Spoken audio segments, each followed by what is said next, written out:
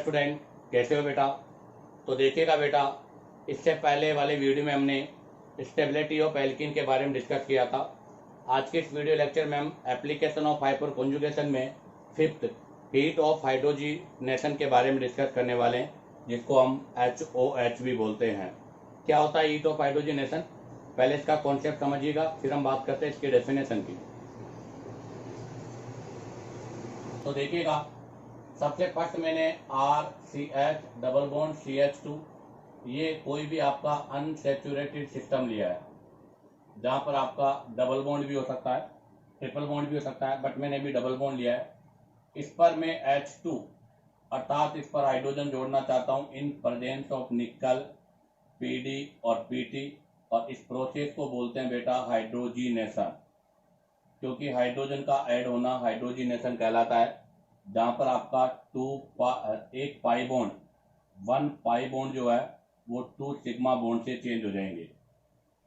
तो जैसे यहाँ से हमारे पास इसका हाइड्रोजिनेशन होगा RCH2 और CH3, अर्थात सेचुरेटेड से हमारे पास अनसेचुरेटेड से हमारे पास सेचुरेटेड सिस्टम बन जाएगा, और साथ में यहाँ से एनर्जी रिलीज होगी। इसका मतलब ये हुआ कि it is the exothermic process. आपका हीट ऑफ हाइड्रोजिनेशन जो है वो एक्सोथर्मिक रिएक्शन है, जिसके अंदर डेल एच एंथैल्पी की वैल्यू नेगेटिव में होगी। तो इसका मतलब इसका डेफिनेशन क्या बन गया, तो डेफिनेशन ये बन गया, the amount of heat release when 1 mole of H2 added unsaturated system. तो यहाँ से मैं डेफिनेशन की बात कर रहा हूँ। तो डेफिनेशन होगी बेटा, अमाउंट ऑफ एनर्जी या heat release when 1 mole H2 added to unsaturated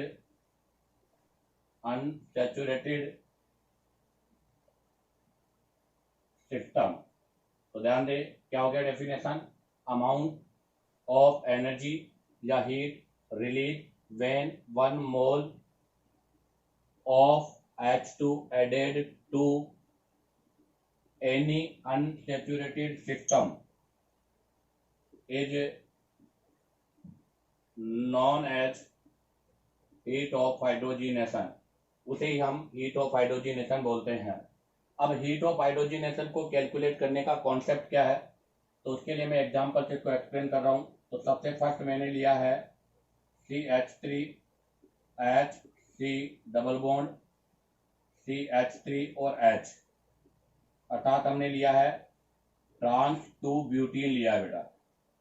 आप इस ट्रांस 2 ब्यूटीन का हीट ऑफ हाइड्रोजिनेशन कीजिएगा। जैसे इसका हीट ऑफ हाइड्रोजिनेशन होगा, हमें पता है यहाँ से CH3 CH2 CH2 CH3, अर्थात ब्यूटेन का फॉर्मेशन होगा और साथ में एनर्जी रिलीज होगी, जो कि ΔH1 है। अब हमें पता होना चाहिए बेटा, इससे जस्ट पहले हमने स्टेबिलिटी ऑफ एल्कीन पढ़ा था, तब हमने कहा था ट्रांस 2 ब्यूटीन। आपको पता है बेटा, trans 2 butene are the more stable alkene है ये, क्योंकि यहाँ पर no repulsion between same atom, अर्थात यहाँ पर आपके जो सेम ग्रुप है उनके बीच में कोई भी रिपल्सन नहीं होता, तो ये मोर स्टेबल है। और हमें पता है बेटा, जो मोर स्टेबल होते हैं वो हमेशा लेस रिएक्टिव होते हैं, तो ये आपका लेस रिएक्टिव होगा, अर्थात यहाँ पर हाइड्रोजन जो है डिफिकल्ट ऐड होगा। अगर हाइड्रोजन डिफिकल्ट ऐड होगा तो बेटा यहाँ से लेस एनर्जी रिलीज, तो यहाँ से एनर्जी लेस रिलीज होगी। अगर लेस एनर्जी रिलीज होगी तो बेटा इसका HOH हीट ऑफ हाइड्रोजिनेशन भी क्या होगा बेटा, लेस होगा। अब हम यहाँ से डिस्कस करते हैं नंबर 2। अब नंबर 2 में मैंने अब की बार ले लिया बेटा 6,2 ब्यूटीन लिया मैंने, 6,2 ब्यूटीन। आप देखिएगा बेटा, 6,2 ब्यूटीन की बात करें तो ये लेस स्टेबल है, लेस स्टेबल एल्कीन है ये। इसका रीजन क्या है, due to repulsion between same group, अर्थात यहाँ पर same group on same side होते हैं तो उनके बीच में रिपल्सन ज्यादा होता है। अगर रिपल्सन होगा तो बेटा ये क्या होगा, आपका मतलब मोर रिएक्टिव होगा, लेस स्टेबल है और लेस होने की वजह से मोर रिएक्टिव होगा। कहने का मतलब इसकी स्टेबिलिटी कम है। अगर स्टेबिलिटी कम है तो ये तुरंत H2 के साथ रिएक्शन करके आपके स्टेबल प्रोडक्ट में कन्वर्ट हो जाएगा। तो यहाँ से भी मेरे पास प्रोडक्ट तो सेम बनेगा, एंड ब्यूटेन प्रोडक्ट दोनों में सेम है, डिफरेंट नहीं है। और यहाँ से एनर्जी निकल रही हुआ ΔH2। अब आप देखो ये स्टेबल था, ये अनस्टेबल था, इसलिए यहाँ पर लेस एनर्जी रिलीज होगी। बट आपका ये अनस्टेबल है तो बेटा यहाँ से आपके पास मोर एनर्जी रिलीज होगी। क्यों? क्योंकि ये इजीली अनस्टेबल से स्टेबल में चेंज होगा। इसका मतलब यहाँ पर आपके पास HOH भी क्या होगा? मोर होगा। अगर मैं अब यहाँ से बात करूँ किसका? Order of HOH। Order of HOH की अगर मैं बात करूँ बेटा, तो ΔH2 की वैल्यू बेटा ΔH1 से ज्यादा है, अर्थात इस वाले की ट्रांस वाले से ज्यादा है। जबकि आपको पता है इनके स्टेबिलिटी का ऑर्डर जस्ट इसका इनवर्स है। तो इसका मतलब ये हो गया है कि जिसकी स्टेबिलिटी मोर होगी बेटा, उसका हीट ऑफ हाइड्रोजिनेशन लेस होगा, और जिसकी स्टेबिलिटी लेस होगी उसका हीट ऑफ हाइड्रोजिनेशन मोर होगा। तो हमारे पास यहाँ से कॉन्सेप्ट यही है कि हमेशा HOH स्टेबिलिटी के इनडायरेक्टली प्रोपोर्शनल होती है। अब आप चाहो तो यहाँ से इसका स्क्रीनशॉट ले लीजिएगा। अब हम यहाँ से नेक्स्ट कैलकुलेशन के बारे में डिस्कस करेंगे। तो देखिएगा बेटा, अब हम यहाँ से डिस्कस करेंगे कैलकुलेशन ऑफ HOH। तो हमारा नेक्स्ट पॉइंट है कैलकुलेशन ऑफ HOH, अर्थात हीट ऑफ हाइड्रोजिनेशन का कैलकुलेशन। तो बेटा calculation of heat of hydrogenation two type से करते हैं। एक तो करते हैं according to number of pi bond, एक तो पाई बॉन्ड के अकॉर्डिंग, और एक करते हैं बेटा according to stability of compound.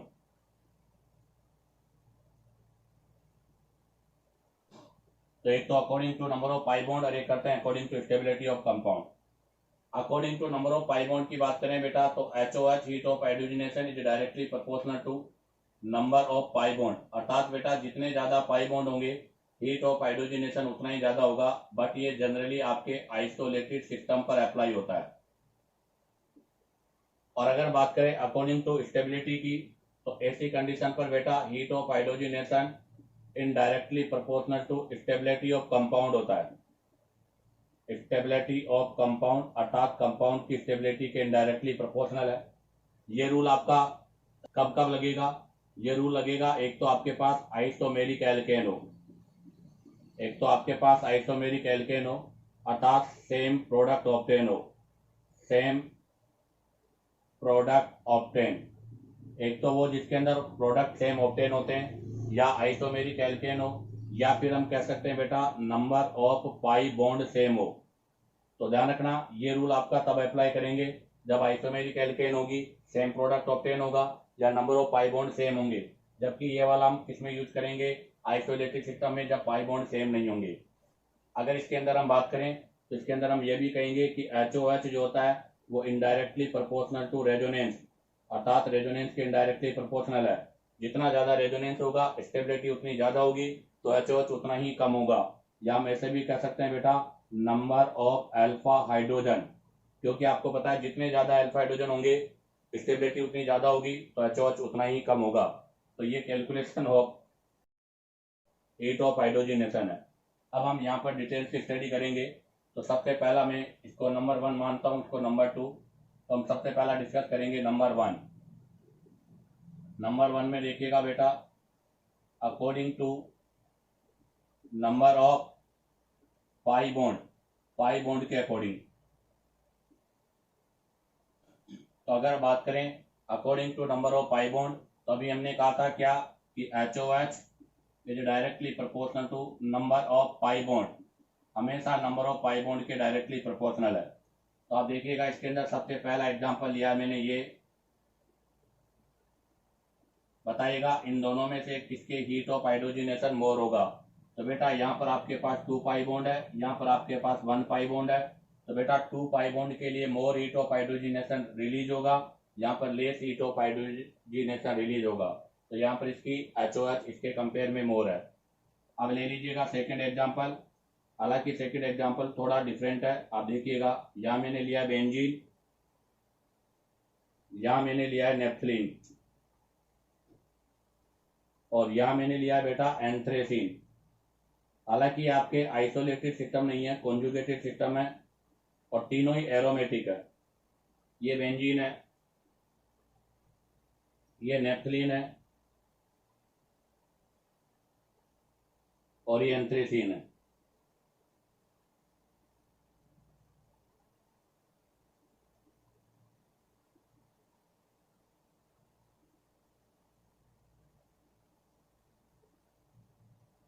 अब आप देखिएगा यहाँ पर बेटा all are aromatic, all are aromatic, सभी एरोमेटिक है और बेटा सभी के अंदर कॉन्जुगेटेड सिस्टम भी है।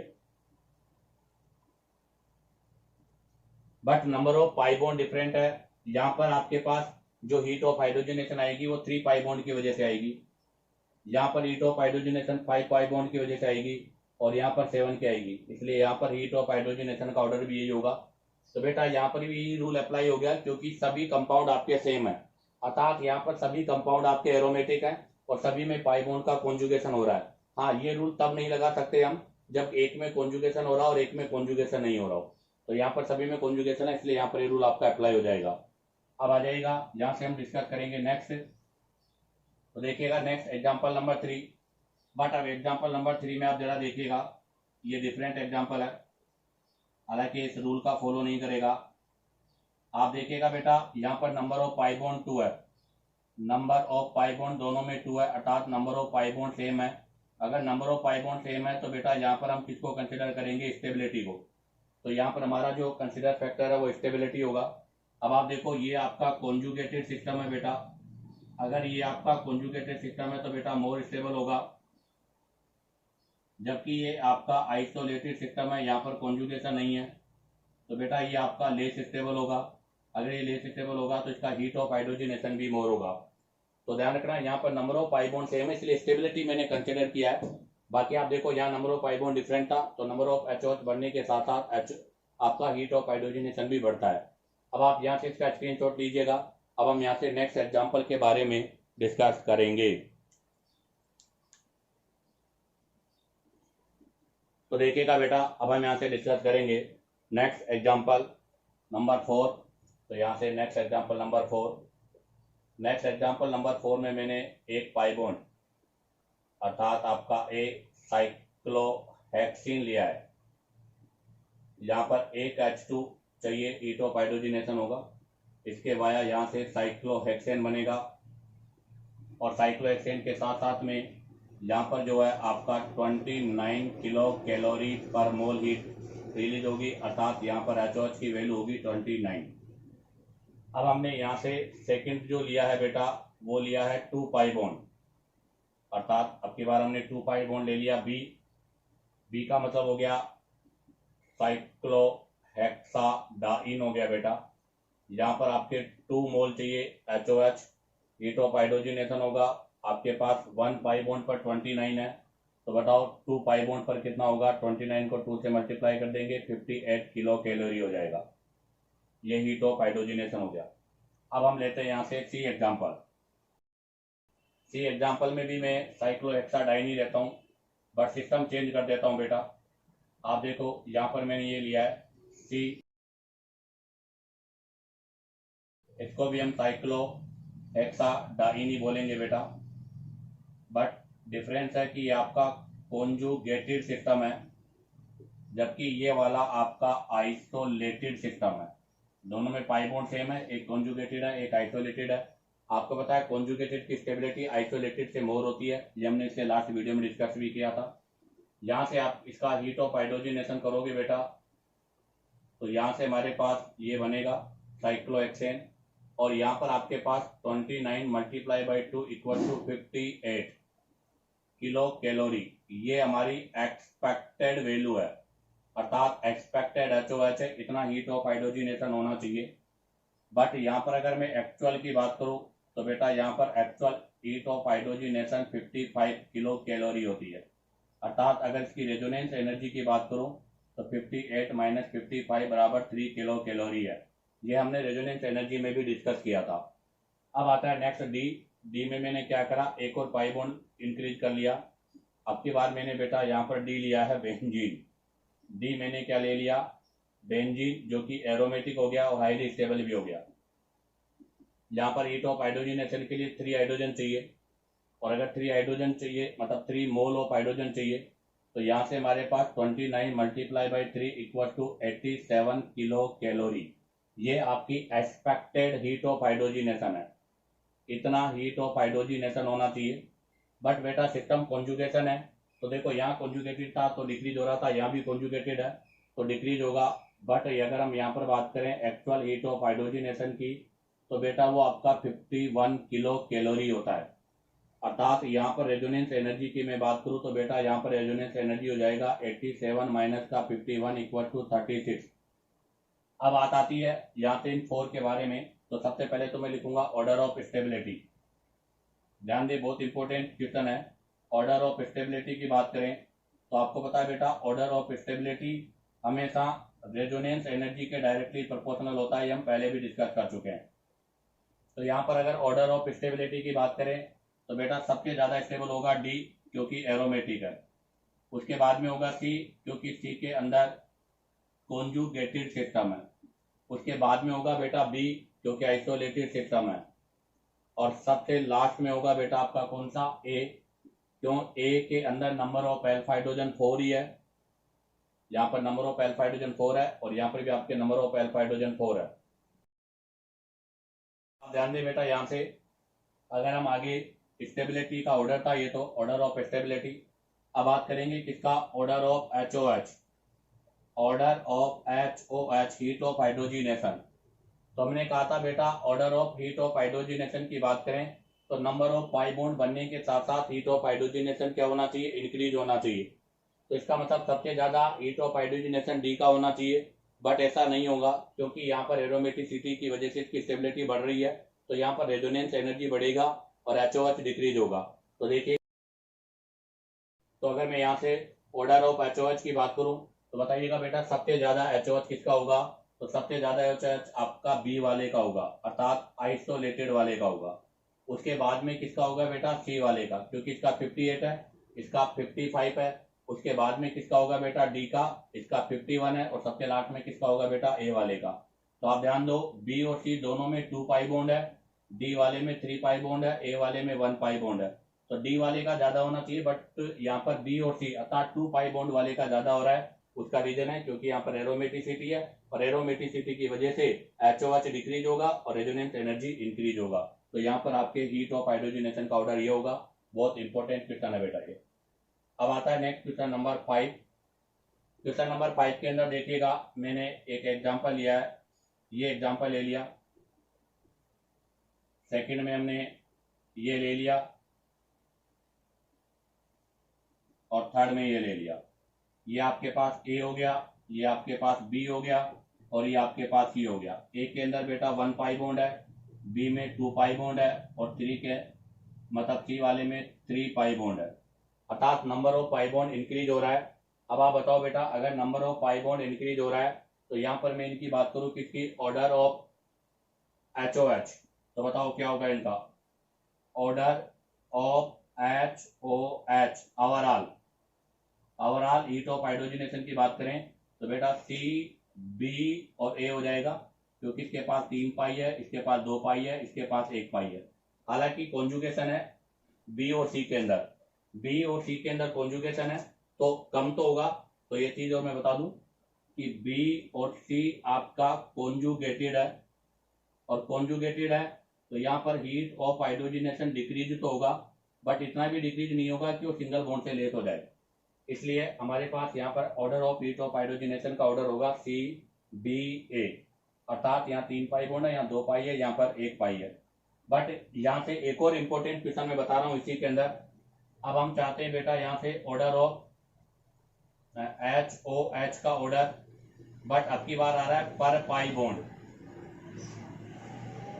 अर्थात 1 पाई बॉन्ड पर order of heat of hydrogenation. तो बेटा अगर 1 पाई बॉन्ड पर order of heat of hydrogenation की मैं बात करूं तो यहाँ पर ऑर्डर होगा बेटा ए के बाद में होगा बेटा बी, और बी के बाद में होगा सी। ऐसा क्यों, देखो ओवरऑल हीट ऑफ हाइड्रोजनेशन पूरे सिस्टम में अगर हीट ऑफ हाइड्रोजनेशन की बात करें तो सी का सबसे ज्यादा होगा, ए का सबसे कम होगा, बट हीट ऑफ हाइड्रोजनेशन पर पाई बॉन्ड, हर पाई बॉन्ड पर ए बी सी होगा। तो जरा आप देख लीजिएगा, यहाँ पर 1 पाई बॉन्ड था 29 है, यहाँ 2 पाई बॉन्ड था, इसका डबल हो गया 58। अब आप देखो इन दोनों को कंपेयर करो, ए और सी को। बेटा यहाँ पर 1 पाई बॉन्ड है 29 है, यहाँ पर 2 पाई बॉन्ड है, तो कितना होना चाहिए था 58, बट आ रहा है कितना है 55।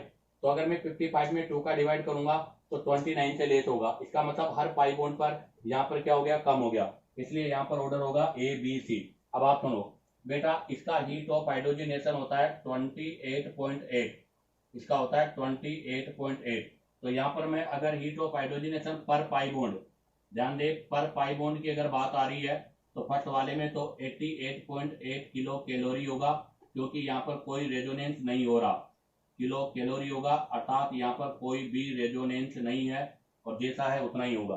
बी और सी में मैं बात करूं तो अभी मैंने कहा था बेटा बी और सी जो है ये आपके कॉन्जुगेटेड सिस्टम है, और आपको पता है कॉन्जुगेटेड सिस्टम है तो हीट ऑफ हाइड्रोजनेशन डिक्रीज होगा। जैसे आप देखो यहाँ 58 था होना चाहिए बट 55 आ रहा है, यहाँ 87 होना चाहिए बट 51 आ रहा है, वैसे ये कॉन्जुगेटेड है तो हीट ऑफ हाइड्रोजनेशन क्या होगा बेटा, डिक्रीज होगा।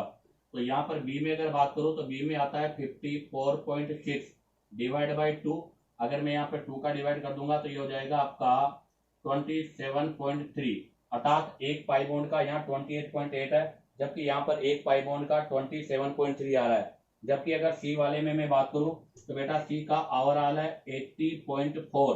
तो देखो ओवरऑल तो लिखा मैंने ये, तो देखो सी वाले का ओवरऑल कितना है 80.44, तो सबसे ज्यादा इसी का है। बी वाले का ओवरऑल कितना है 54.6 और सी वाले का ओवरऑल कितना है 28.8।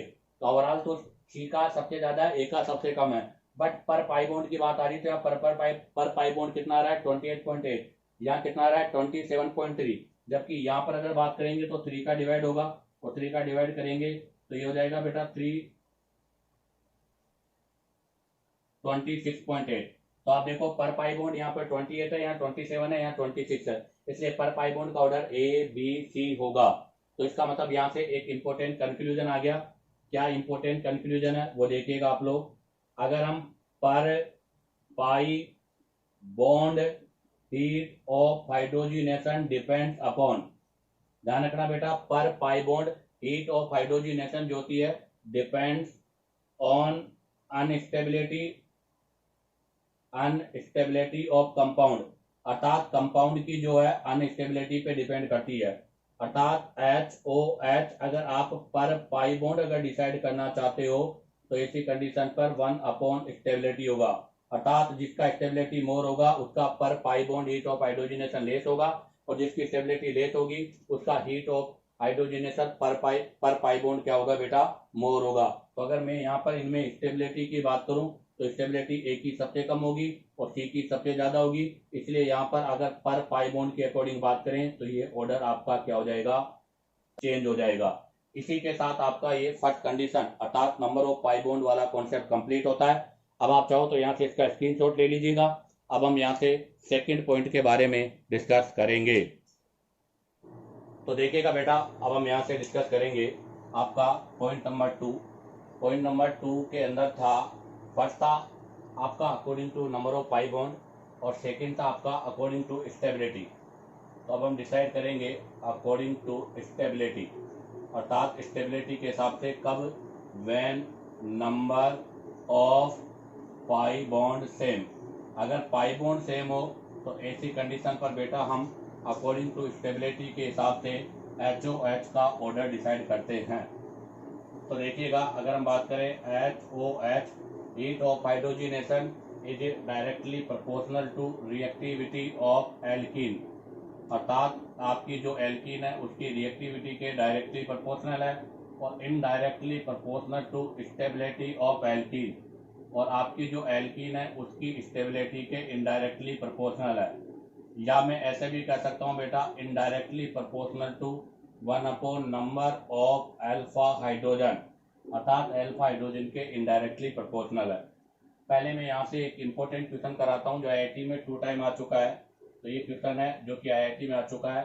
क्वेश्चन है मोर reactive alkene for catalytic hydrogenation, catalytic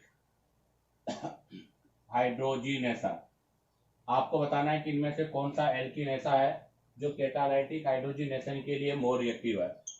इसके अंदर फर्स्ट एग्जांपल है बेटा आपका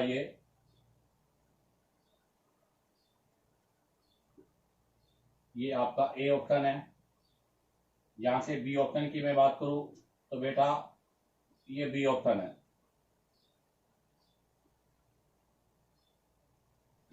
आगे बात करूं सी ऑप्शन की तो बेटा ये आपका सी ऑप्शन है।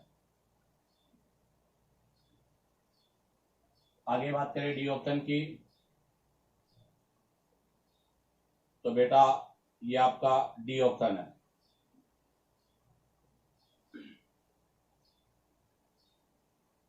अब आप देखिएगा यहाँ पर आपको more reactive alkene of catalytic hydrogenation बताना है।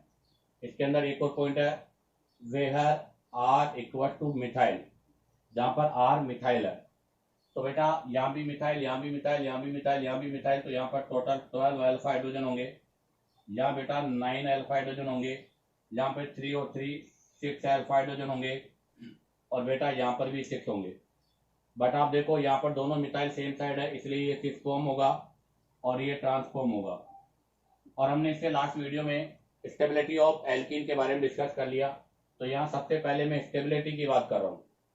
आप बताओ स्टेबिलिटी का ऑर्डर क्या होगा। तो ए बी सी और D. 12 alpha hydrogen, 9 alpha hydrogen, 6 trans और 6 6। तो बताओ यहाँ पर HOH की बात करूँ तो HOH का ऑर्डर क्या होगा। तो जस्ट इसका अपोजिट हो जाएगा बेटा, स्टेबिलिटी के डायरेक्टली प्रोपोर्शनल। तो बताओ मोर reactive alkene for the catalytic hydrogenation, तो आंसर कौन सा होगा बेटा, डी। तो ये क्वेश्चन आपके IIT में 2 टाइम आ चुका है। अब हम यहाँ से कुछ पॉइंट्स के बारे में डिस्कस करेंगे। सबसे पहला पॉइंट है आपके अंदर ऑर्डर ऑफ स्टेबिलिटी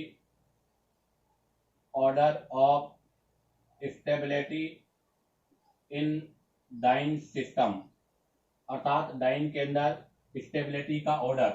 तो मुझे बताइएगा बेटा डाइन्स में स्टेबिलिटी का ऑर्डर क्या होता है। तो हमें पता है सबसे ज्यादा स्टेबल होती है बेटा कॉन्जुगेटेड डाइन्स। कॉन्जुगेटेड के बाद में आता है बेटा आपका आइसोलेटेड, और आइसोलेटेड के बाद में आता है बेटा आपका क्यूमुलेटेड।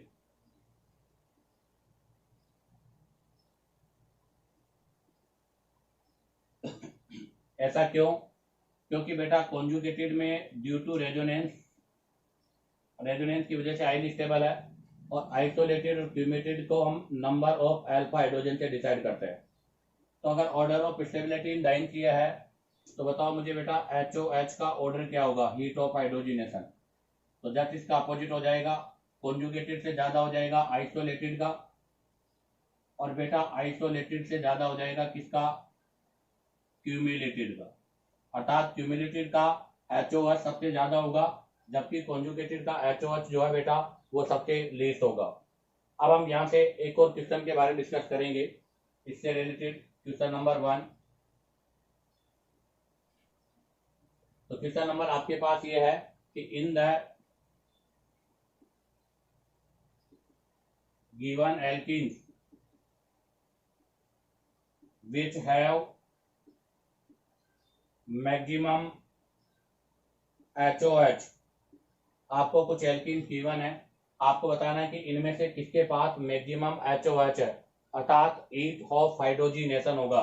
तो देखिएगा बेटा इसके लिए सबसे पहला ऑप्शन मैंने लिया है CH2 double bond CH single bond CH2 double bond CH2। इसी में मैंने एग्जाम्पल नंबर बी लिया है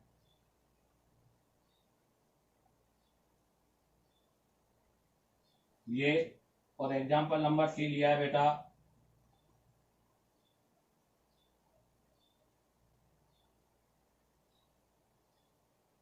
ये। आप बताइएगा यहाँ पर मैक्सिमम HOH किसका होगा।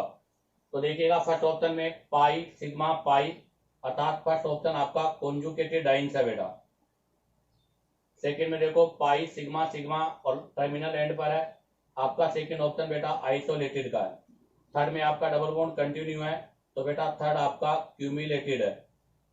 अब आपके पास यहाँ से डाइंस का आइडेंटिफिकेशन हो गया। तो स्टेबिलिटी की बात करें तो बेटा यहाँ पर स्टेबिलिटी सबसे ज्यादा ए की है, उसके बाद बी की है, उसके बाद सी की है। तो बताओ एचओएच का ऑर्डर क्या होगा? ए का सबसे कम हो जाएगा बेटा और सी का सबसे ज्यादा हो जाएगा। मैक्सिमम पूछा है तो इसका करेक्ट आंसर कौन सा होगा बेटा? सी। अब आप चाहो तो यहाँ से इसका स्क्रीनशॉट ले लीजिएगा। अब हम इससे रिलेटेड कुछ क्वेश्चन के बारे में डिस्कस करेंगे। तो देखिएगा बेटा, अब हम डिस्कस करेंगे क्वेश्चन नंबर 2। क्वेश्चन नंबर 2 में देखिएगा, यहाँ पर भी आपके पास पाई बॉन्ड 2 है, यहाँ पर भी 2 है, अर्थात पाई बॉन्ड सेम है। अगर पाई बॉन्ड सेम है तो हम स्टेबिलिटी चेक करेंगे। फर्स्ट वाला एग्जांपल आपका आइसोलेटेड है, ये आपका आइसोलेटेड डाइंस है, जबकि ये वाला आपका बेटा कॉन्जुगेटेड डाइंस है, अर्थात यहाँ पर पाई सिग्मा पाई हो रहा है, जबकि यहाँ पर आपका आइसोलेटेड डाइंस है। अगर हम यहाँ से इसका हीट ऑफ हाइड्रोजिनेशन करते हैं तो आपको पता है इसके हीट ऑफ हाइड्रोजिनेशन से 29 मल्टीप्लाई बाई 2 कितना हो जाएगा? 58 kilo calorie heat of hydrogenation होगा। ऐसा ही अगर हम इसमें बात करें कॉन्जुगेटेड में, तो कॉन्जुगेटेड के अंदर बात करें तो कॉन्जुगेटेड के अंदर भी जब हीट ऑफ हाइड्रोजिनेशन होगा बेटा, तो यहाँ पर भी आपके पास कितना होना चाहिए? 58 किलो कैलोरी। ये आपकी एक्सपेक्टेड है, बट हमें पता है कि यहाँ पर एक्चुअल कितना होता है? 55। क्यों? क्योंकि ये कॉन्जुगेटेड है और कॉन्जुगेशन की वजह से यहाँ पर pi bond heat of hydrogenation decrease हो जाता है। तो बताइएगा इन दोनों में से यहाँ पर अगर स्टेबिलिटी की मैं बात करूं तो स्टेबिलिटी का ऑर्डर क्या होगा? तो बेटा फर्स्ट की और सेकंड में से सेकंड की स्टेबिलिटी मोर है। बट अगर हीट ऑफ हाइड्रोजिनेशन की बात करूं तो फर्स्ट का हीट ऑफ हाइड्रोजिनेशन सेकंड से ज्यादा होगा। तो यहाँ पर आपका हीट ऑफ हाइड्रोजिनेशन फर्स्ट वाले का सेकंड से ज्यादा है, क्योंकि फर्स्ट वाला आइसोलेटेड है, सेकंड वाला कॉन्जुगेटेड है। इसकी स्टेबिलिटी मोर है, इसकी स्टेबिलिटी लेस है। ऐसा ही है क्वेश्चन नंबर 3। क्वेश्चन नंबर 3 में भी आप देखिएगा बेटा, यहाँ पर ये वाला पाई सिग्मा और कॉन्जुगेशन में, अर्थात ये वाला पाई बॉन्ड किसके साथ है बेटा? कॉन्जुगेशन के साथ है। जबकि आप देखो यहाँ पर पाई सिग्मा सिग्मा, ये वाला पाई बॉन्ड जो है नो कॉन्जुगेशन, अर्थात कॉन्जुगेशन में नहीं है। अब आप देखो यहाँ पर भी बेटा ये तो दोनों में कॉमन है, यहाँ पर भी बेंजीन रिंग है और यहाँ पर भी बेंजीन रिंग है, तो ये पोर्शन तो दोनों में कॉमन है। बट यहाँ पर ये पाई कॉन्जुगेशन में, ये पाई बॉन्ड कॉन्जुगेशन में नहीं है, तो इसका मतलब ये आपका मोर स्टेबल होगा। ये आपका क्या होगा बेटा? मोर स्टेबल होगा।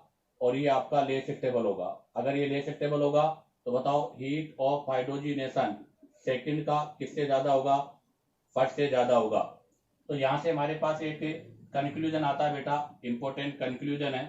इन दोनों एग्जांपल्स को देखते हुए हमने एक इंपॉर्टेंट कंक्लूजन निकाला है। वो कंक्लूजन क्या है? सुनना आप, number of pi bond same.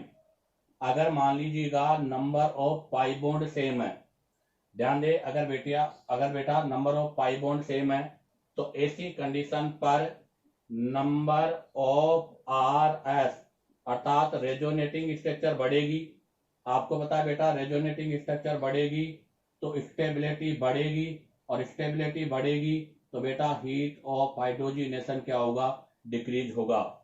तो एक इंपॉर्टेंट कंक्लूजन है कि number of pi bond same होते हैं तो नंबर ऑफ आरएस बढ़ने के साथ साथ स्टेबिलिटी बढ़ती है, एचओएच आप यहाँ का डिक्रीज होता है। क्यों?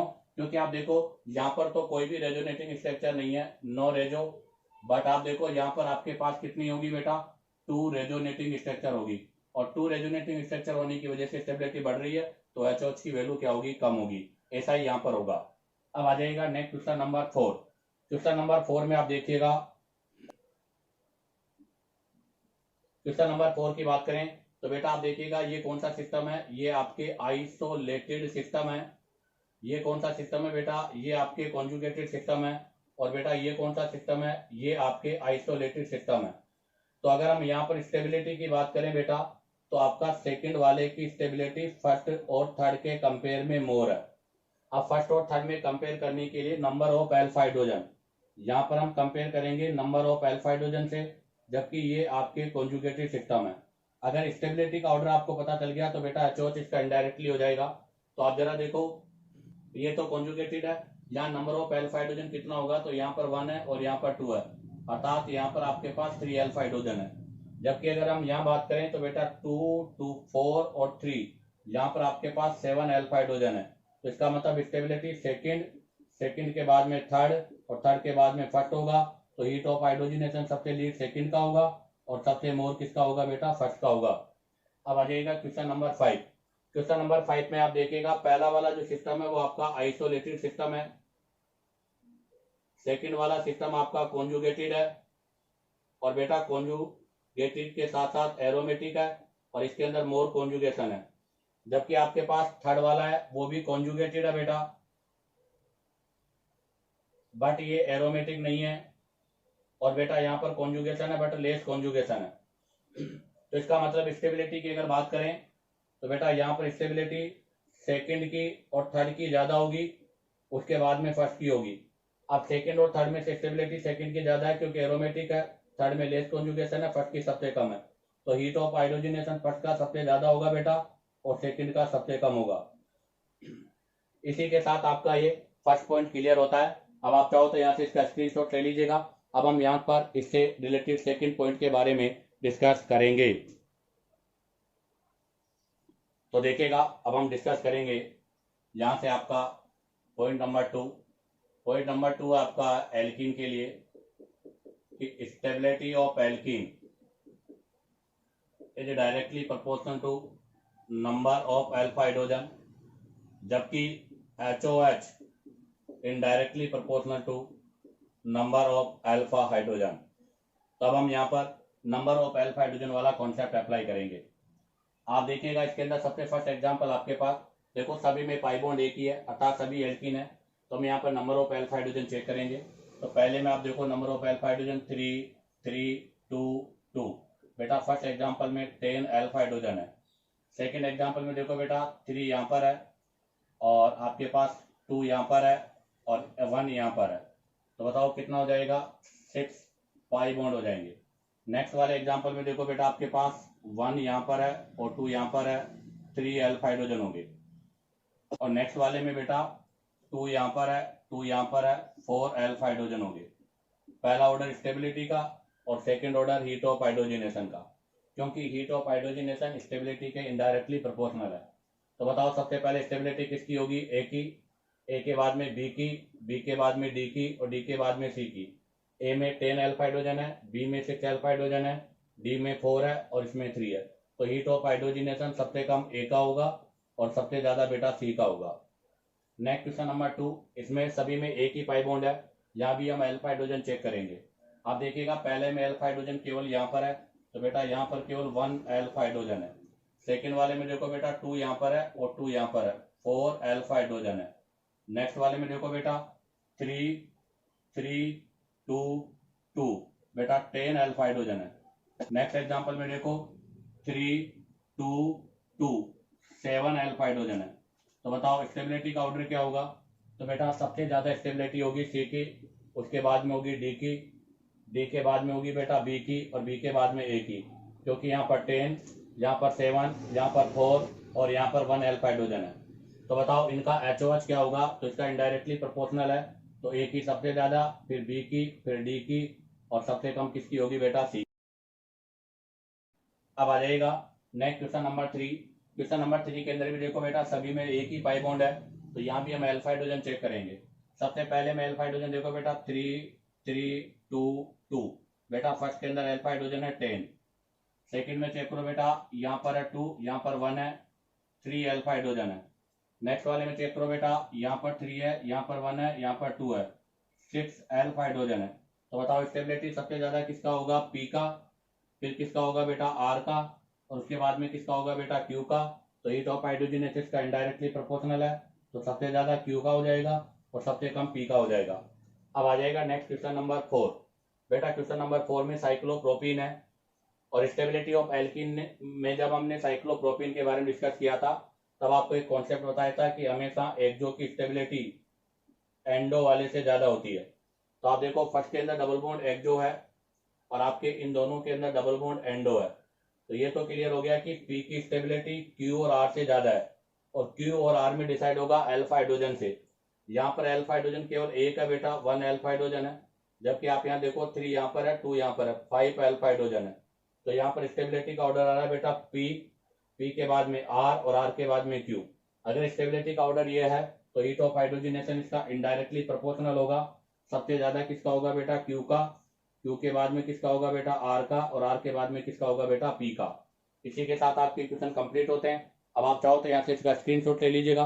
अब हम नेक्स्ट क्वेश्चन के बारे में डिस्कस करेंगे। तो देखिएगा बेटा, next example number 5। Example number 5 में भी आपके पास सभी में सिंगल बॉन्ड है, मतलब सभी में 1 डबल बॉन्ड है। तो ऐसी कंडीशन पर नंबर ऑफ अल्फा हाइड्रोजन के डायरेक्टली प्रोपोर्शनल है। तो आप देखिएगा, सबसे फर्स्ट आपका P है जिसमें number of alpha hydrogen 3 3 4 4 10 alpha hydrogen है बेटा। नेक्स्ट वाले में देखो बेटा, 3 यहाँ पर है, 1 यहाँ पर है, 4 अल्फा हाइड्रोजन है, अर्थात Q के अंदर है 4 अल्फा हाइड्रोजन। नेक्स्ट आ जाइएगा, नेक्स्ट में आप देखो बेटा 3 यहाँ पर है, 2 यहाँ पर है, 2 यहाँ पर है, P Q R, R में बेटा 7 अल्फा हाइड्रोजन। और आ जाएगा नेक्स्ट S वाले में बेटा 2 यहाँ पर है, 1 यहाँ पर है, 3 अल्फा हाइड्रोजन है।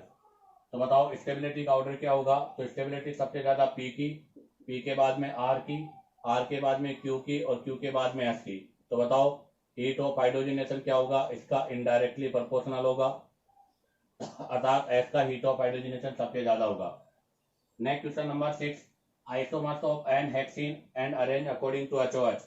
एन हेक्सीन के आइसोमर्स बनाने, तो आप जरा देखिएगा, एन हेक्सीन 1 2 3 4 5 6,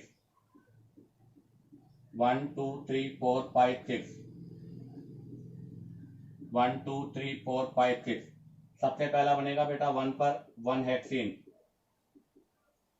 फिर पाई बॉन्ड लगेगा 2 पर, अब बन गया 2 हेक्सीन। अब पाई बॉन्ड लगेगा बेटा 3 पर, अब बन गया 3 हेक्सीन। अब इसके आगे पॉसिबल नहीं है। अब आप देखो यहाँ पर भी सभी में सिंगल डबल बॉन्ड 1 है। तो नंबर ऑफ अल्फा हाइड्रोजन की बात करें तो बेटा इसके अंदर 2 अल्फा हाइड्रोजन है, इस वाले में 2 + 3 5 अल्फा हाइड्रोजन है, 3 यहाँ पर है और 2 यहाँ पर है। नेक्स्ट वाले में बेटा 2 यहाँ पर है और 2 यहाँ पर है, 4 अल्फा हाइड्रोजन है। तो बताओ स्टेबिलिटी सबसे ज्यादा, तो स्टेबिलिटी की बात करें तो बेटा सबसे ज्यादा स्टेबिलिटी B की है, फिर C की है, फिर A की है। तो हीट ऑफ हाइड्रोजनेशन इनडायरेक्टली होगा, अर्थात A का हीट ऑफ हाइड्रोजनेशन सबसे ज्यादा हो जाएगा। Next question number 7। Question number 7 के अंदर भी बेटा सभी में पाई बॉन्ड आपका, अर्थात डबल बॉन्ड एक ही है।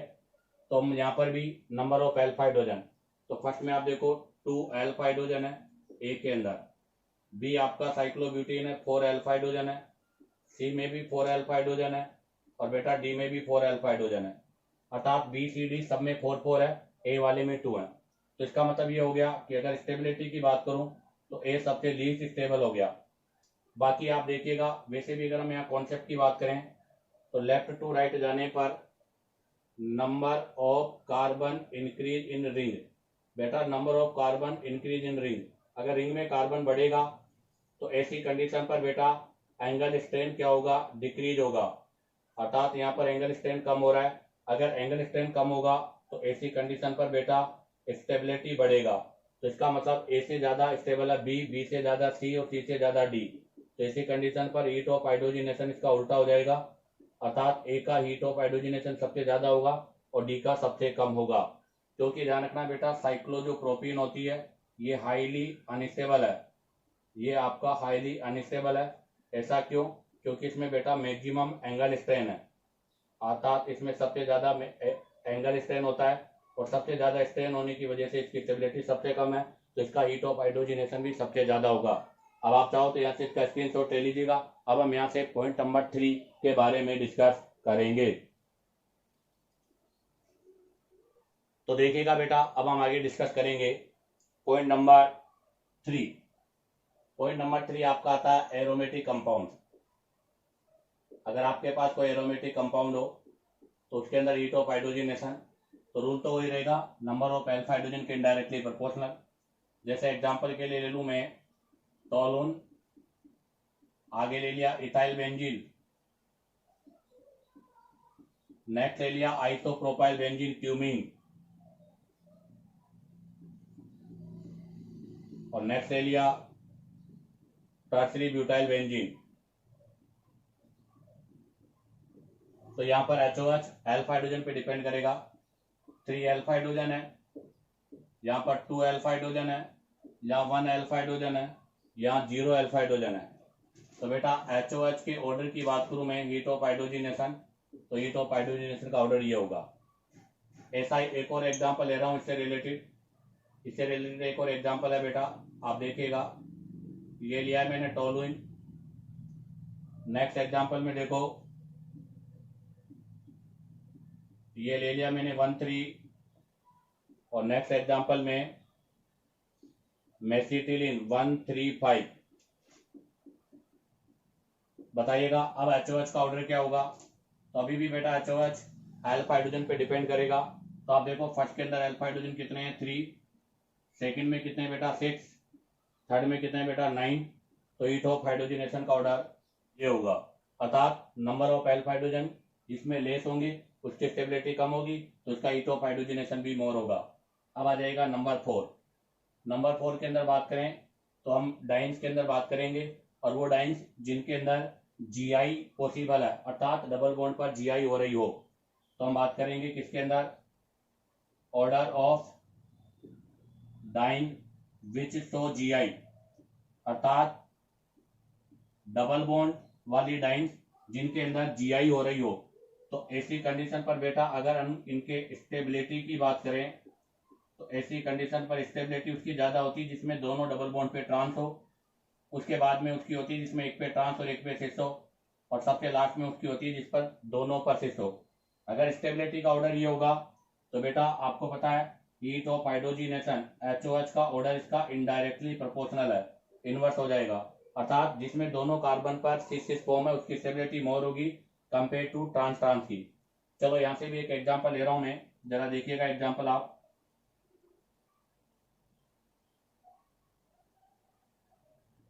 ये आपका फर्स्ट है, ये एग्जाम्पल आपका सेकंड है,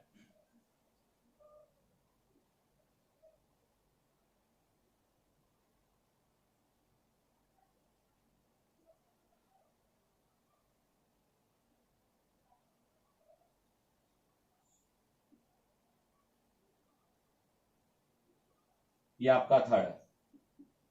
आप बताओ इनमें स्टेबिलिटी का ऑर्डर क्या होगा। तो देखिएगा बेटा फर्स्ट के अंदर ये भी ट्रांस है और ये भी ट्रांस है, दोनों ट्रांस की फॉर्म में। सेकंड वाले में ये भी सिस है, ये भी सिस है, दोनों सिस की फॉर्म में। थर्ड वाले में बेटा ये ट्रांस है, ये सिस है, ये ट्रांस और सिस की फॉर्म में। तो यहाँ पर अगर हम स्टेबिलिटी की बात करें बेटा, तो स्टेबिलिटी सबसे पहले A का होगा, फिर C का होगा, उसके बाद B का होगा। तो हीट ऑफ हाइड्रोजिनेशन इसका इनडायरेक्टली है, अर्थात सबसे ज्यादा हीट ऑफ हाइड्रोजिनेशन B का होगा और सबसे कम किसका होगा बेटा A का होगा। इसी के साथ आपका ये थर्ड और फोर्थ पॉइंट कंप्लीट होता है। अब आप चाहो तो यहाँ से इसका स्क्रीनशॉट ले लीजिएगा। अब हम यहाँ से नेक्स्ट कुछ एग्जाम्पल्स के बारे में और डिस्कस करेंगे। अब हम बेटा यहाँ से रूल नंबर 5 मिक्स एग्जाम्पल, अर्थात फर्स्ट और सेकंड रूल के अकॉर्डिंग। तो अब हमारा नंबर 5 पॉइंट है मिक्स एग्जाम्पल ले रहे हैं अब हम यहाँ पर, जिसके अंदर आपका रूल फर्स्ट और रूल सेकंड दोनों लगेंगे, अर्थात number of pi bonds same और डिफरेंट हो सकते हैं। आप देखिएगा सबसे फर्स्ट जो एग्जांपल है इसके अंदर हमारे पास केवल 1 पाई बॉन्ड है बेटा, सेकंड वाले में बेटा 2 पाई बॉन्ड है और थर्ड वाले में 1 पाई बॉन्ड है। सेकंड वाले में 2 पाई बॉन्ड के साथ साथ पाई सिग्मा पाई कॉन्जुगेशन भी है, और हमें पता है कि number of pi bond is directly proportional to HOH। तो हम यहाँ पर अगर स्टेबिलिटी की बात करें पहले, तो बेटा आपकी Q की स्टेबिलिटी सबसे ज्यादा होगी क्योंकि Q कॉन्जुगेटेड है, अर्थात यहाँ पर रेजोनेंस हो रहा है। अब डिसाइड करेंगे P और Q, R में से P में भी 1 पाई बॉन्ड है, R में भी 1 है, तो यहाँ number of alpha hydrogen 3 3 3 3 12 alpha hydrogen है, जबकि यहाँ पर बेटा आप देखिएगा 3 और 1 4 अल्फा हाइड्रोजन है। इसका मतलब अगर स्टेबिलिटी की बात करें तो P पहले आएगा, R बाद में आएगा। ये डिसाइड हुआ है नंबर ऑफ अल्फा हाइड्रोजन से, क्योंकि इसके अंदर 2 पाई बॉन्ड है और इनके अंदर 1 पाई बॉन्ड है। तो बताओ हीट ऑफ हाइड्रोजिनेशन क्या होगा। अब बेटा heat of hydrogenation number of pi bond के डायरेक्टली प्रोपोर्शनल है। इसका मतलब अब की बार भी हीट ऑफ हाइड्रोजिनेशन Q का ही ज्यादा होगा क्योंकि इसके अंदर 2 पाई बॉन्ड है, हालांकि कॉन्जुगेशन में बट एक्सपेक्टेड से थोड़ा कम होगा, बट होगा आपके P अर्थात 1 पाई बॉन्ड से मोर। उसके बाद में फिर यहाँ पर ऑर्डर चेंज हो जाएगा, पहले R आएगा उसके बाद में P आएगा, क्योंकि R के पास 4 अल्फा हाइड्रोजन है और P के पास 12 अल्फा हाइड्रोजन है। तो ध्यान रखना बेटा, ऐसे मिक्स एग्जांपल्स में पाई बॉन्ड को पहले रखेंगे। सेकेंड क्वेश्चन देखिएगा। सेकेंड क्वेश्चन में आपके पास सबसे पहले नंबर ऑफ पाई बॉन्ड, इसके अंदर 1 पाई है, इसके अंदर 2 पाई है, और दोनों पाई बेटा कॉन्जुगेशन में हो रहा है, अर्थात कॉन्जुगेटेड है, रेजोनेंस हो रहा है, पाई, सिग्मा और पाई। थर्ड वाले में भी एक ही पाई है और फोर्थ वाले में भी 1 पाई है। तो अब आप देखो, अगर स्टेबिलिटी की बात करें तो बेटा यहाँ पर बी की स्टेबिलिटी सबसे ज्यादा है, जिसमें 2 पाई है, क्योंकि यहाँ पर रेजोनेंस हो रहा है। उसके बाद में ए, सी और डी में नंबर ऑफ एल्फा हाइड्रोजन से डिसाइड होगा। यहाँ पर नंबर ऑफ एल्फा हाइड्रोजन 2 है, यहाँ पर नंबर ऑफ एल्फा हाइड्रोजन 6 है, और यहाँ पर भी 6 है। बट आप देखो बेटा, इसमें दोनों ग्रुप सेम है, ये 6 फॉर्म है, इसमें दोनों ग्रुप अपोजिट है, तो ये आपका ट्रांसफॉर्म है। तो बताओ, अकॉर्डिंग टू स्टेबिलिटी की बात करें यहाँ पर, तो उसके बाद में स्टेबिलिटी डी की, उसके बाद में सी की, और सबके लास्ट में एक। ये according to number of alpha hydrogen, क्योंकि यहाँ पर में एक पाई बॉन्ड है। अब आता है हीट ऑफ हाइड्रोजनेशन। तो बेटा HOH में भी सबसे ज्यादा बी का ही होगा, क्योंकि इसके पास 2 पाई बॉन्ड है। उसके बाद में नंबर ऑफ एल्फा हाइड्रोजन के इनडायरेक्टली प्रोपोर्शनल है, अर्थात स्टेबिलिटी के इनडायरेक्टली प्रोपोर्शनल है। तो उसके बाद में फिर यहाँ से ऑर्डर उल्टा हो जाएगा, ए के सी और उसके बाद में डी। अब आ जाएगा next question number 3। Next question number 3 में देखिएगा बेटा, क्वेश्चन नंबर 3 के अंदर आपके पास सबसे फर्स्ट वाले में 1 पाई बॉन्ड है, बी वाले में भी 1 है, सी वाले में भी 1 है, बट डी वाले में 2 पाई बॉन्ड है। और बेटा 2 पाई बॉन्ड भी किसके अंदर है? कॉन्जुगेटेड के अंदर है, अर्थात एक्सपेक्टेड से कम होगा, बट ए बी सी से मोर ही होगा। तो इसका मतलब अगर स्टेबिलिटी की बात करूं तो स्टेबिलिटी सबसे ज्यादा आपकी किसकी आएगी बेटा? डी की, क्योंकि डी में 2 पाई है और 2 पाई के साथ रेजोनेंस है। उसके बाद में नेक्स्ट में stability number of alpha hydrogen के अकॉर्डिंग।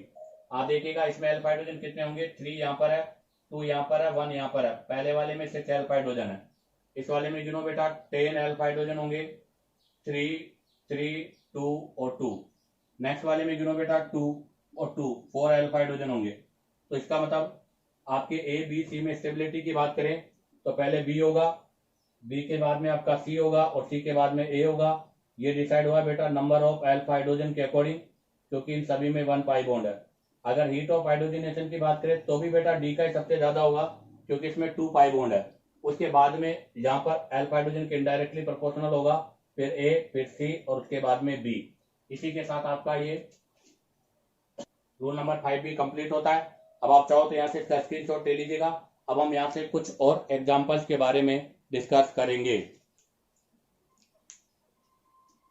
तो देखिएगा बेटा, अब हम कुछ HOH से रिलेटेड अदर्स एग्जांपल्स के बारे में डिस्कस करेंगे।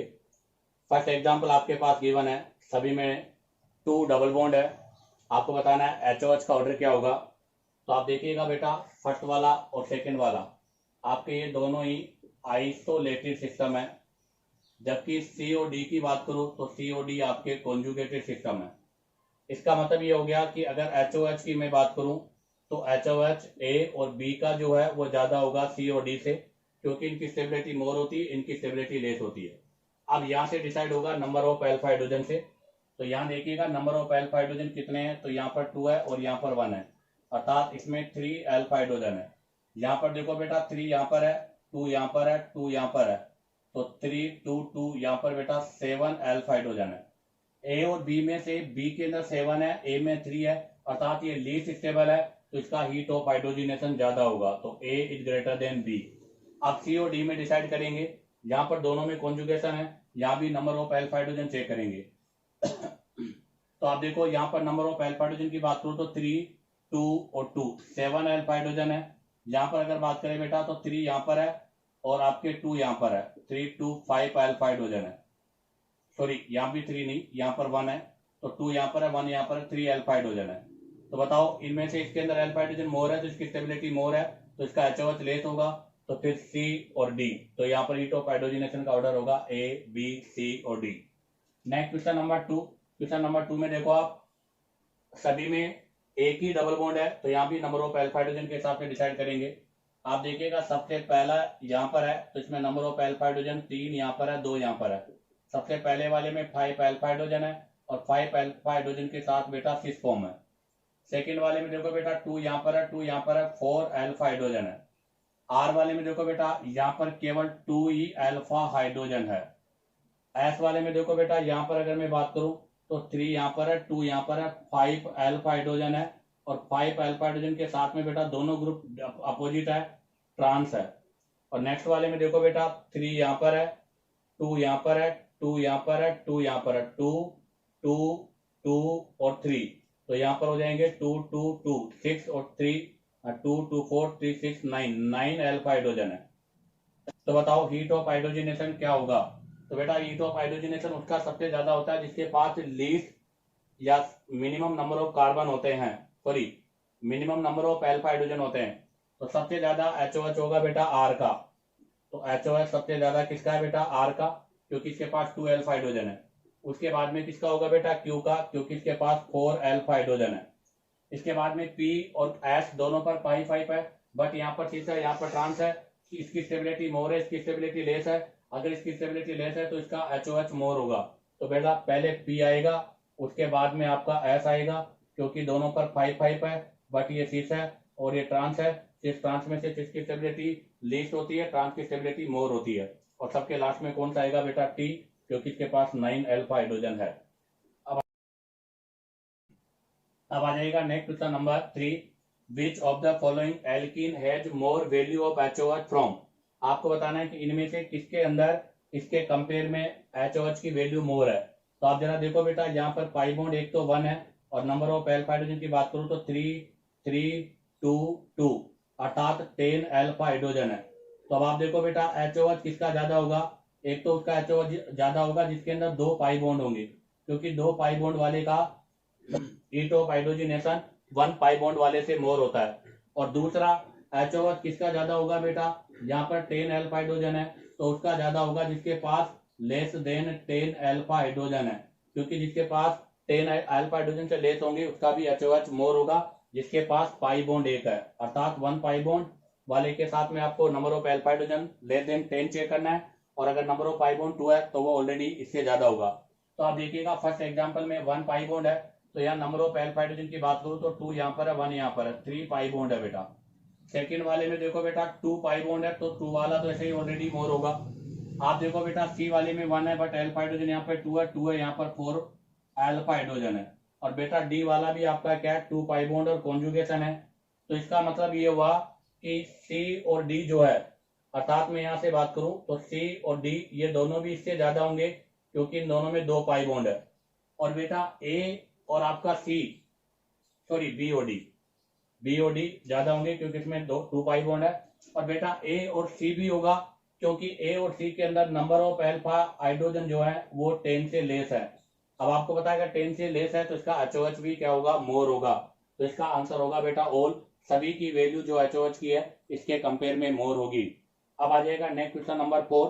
क्वेश्चन नंबर 4 के अंदर आपको करेक्ट मैच द कॉलम, इस कॉलम को मैच करना है। इधर HOH की वैल्यू है, इधर आपको स्ट्रक्चर गिवन है, इनको मिलाना है। तो आपको पता है बेटा स्टेबिलिटी के इनडायरेक्टली प्रोपोर्शनल होता है।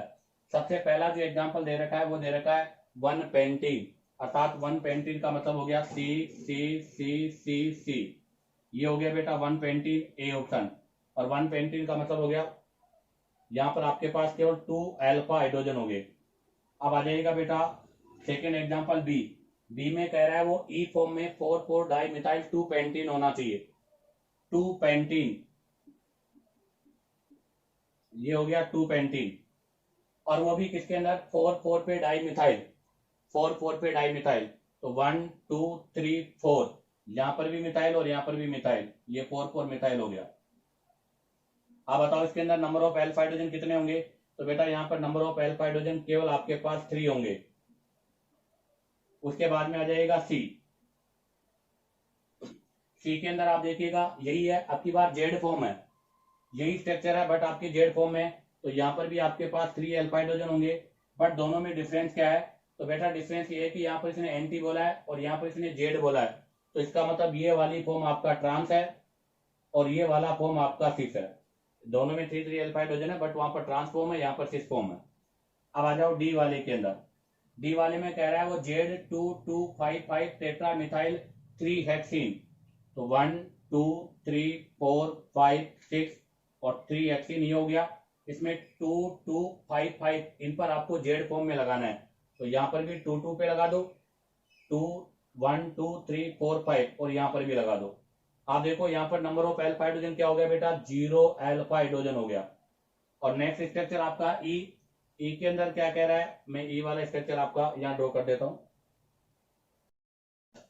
ई के अंदर वो कह रहा है 2,4-डाई-मिथाइल 2 पेंटीन, तो 2 पेंटीन बनाइएगा, ये 2 पेंटीन हो गया। और 2 पे 4 पे, तो एक को आप 2 पे लगा दो, एक 4 पे लगा दो। यहाँ नंबर ऑफ अल्फा हाइड्रोजन 3 कितने हो गए 6, और यहाँ पर कितना हो गया 1, तो बेटा यहाँ पर आपके 7 अल्फा हाइड्रोजन हो गए। अब आप देखो सभी में पाई बॉन्ड तो एक ही है, तो हम यहाँ पर क्या करेंगे, पहले स्टेबिलिटी की बात करेंगे, और स्टेबिलिटी का इनडायरेक्टली प्रोपोर्शनल क्या होगा, आपका HOH होगा। तो यहाँ पर हम HOH का ऑर्डर लिख रहे हैं, तो आप देखिएगा सबसे पहले मैं HOH का ऑर्डर लिख रहा हूँ बेटा। तो HOH के ऑर्डर की बात करूं तो सबसे ज्यादा HOH किसका होगा बेटा, डी वाले का होगा, क्योंकि डी वाले में 0 अल्फा हाइड्रोजन है। उसके बाद में ए वाले का होगा बेटा, क्योंकि ए वाले में 2 अल्फा हाइड्रोजन है। उसके बाद में बेटा बी और सी का, ये ट्रांस है, ये सिस है, सिस की स्टेबिलिटी कम होती है, ट्रांस की ज्यादा होती है, तो बेटा पहले सी आएगा, उसके बाद में बी आएगा, क्योंकि यहाँ पर भी 3 है और यहाँ पर भी 3 है, बट ये 3 में ट्रांस है और ये सिस है। और सबके लास्ट में बेटा ई आएगा, क्योंकि यहाँ पर 7 अल्फा हाइड्रोजन है। अब आप देखो HOH का ऑर्डर ये है, तो इसके हिसाब से इसको मैच करना है। तो आप देखिएगा सबसे ज्यादा HOH है डी का, और सबसे ज्यादा वैल्यू कौन सी है बेटा, 151, तो सबसे पहले आएगा पी। इसका मतलब अगर मैच की बात करूं मैं, तो डी का मैच होगा, तो इसमें मैच द कॉलम, तो इसका मैं मैच द कॉलम कर रहा हूं, ए बी सी डी और ई। आप देखो सबसे ज्यादा डी का है और सबसे ज्यादा वैल्यू पी की है, तो डी तो पी के हो गया। उसके बाद में ए, तो 151 से लेस वैल्यू कौन सी है, 122, तो ए की वैल्यू हो जाएगी बेटा क्यू। उसके बाद में सी, इससे लेस वैल्यू कौन सी, 114, तो सी की वैल्यू हो जाएगी आर। उसके बाद में बी, बेटा 114 से लेस कौन सा है, 111, ये हो जाएगा एस। और सबसे लीस्ट वैल्यू किसकी होगी बेटा, ई की, अर्थात टी। तो यहाँ पर जो मैच द कॉलम होगा वो होगा ए की value Q, B S, C R, D P, A T. इसी के साथ आपका ये 5th नंबर का application heat of hydrogenation complete होता है। उम्मीद करता हूं कि आपको हर कॉन्सेप्ट क्लियर हुआ होगा बेटा, क्योंकि मैंने कई एग्जाम्पल्स के साथ में पूरा कॉन्सेप्ट के साथ एक्सप्लेन किया है। अगर बेटा आपको वीडियो पसंद आया हो तो वीडियो को लाइक, सब्सक्राइब और शेयर करो, ताकि आप लोगों की आगे स्टडी कंटिन्यू होती